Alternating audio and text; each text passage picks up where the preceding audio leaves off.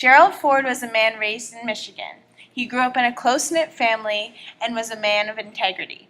He attended University of Michigan at Ann Arbor and won college football championships in 1932 and 1933 with University of Michigan. The NFL Green Bay Packers and Detroit Lions offered contracts to him, but he declined for Yale Law School. Ford's path to presidency started in 1948 when he was elected into the House of Representatives and served for 25 years. Richard Nixon's vice president, Spiro T. Agnew, resigned, and Nixon appointed Ford to office. After President Nixon's scandal, Gerald Ford was sworn into office August 8, 1974. Not an inaugural address, not a fireside chat, not a campaign speech. Just a little straight talk among friends. In the beginning of his presidency, the economy was not doing very well. By the end of it, it was doing even worse. Inflation was increasing, unemployment was rising from 6% to over 10%, and oil prices increased, caused heat price and gas prices to rise. Energy will require our best efforts. The energy crisis also contributes both to inflation and to recession.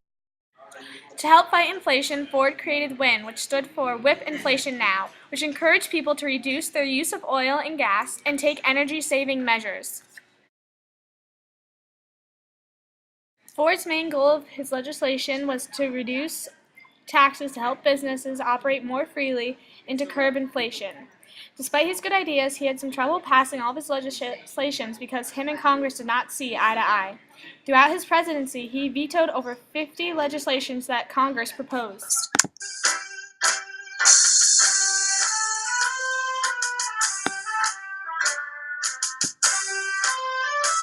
President Ford wanted to give South Vietnam more military aid. However, Congress didn't allow this, and then South Vietnam fell to the communism in the North. On August 1st, 1975, the Helsinki Accords, a major diplomatic agreement, was signed by 35 nations. The United States and the Soviet Union were both part of the Helsinki Accords.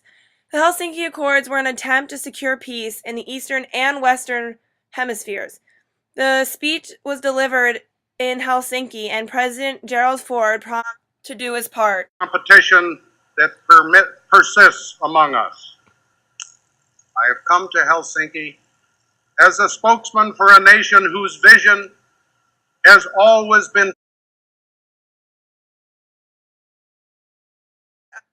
April 1973, an American merchant ship was captured and imprisoned in Cambodia. Ford called it an act of piracy, and on May 14th, Ford ordered the bombing of a Cambodian port. He didn't know the Cambodian government was already planning on releasing the crew. 41 Americans died in an explosion during the attack.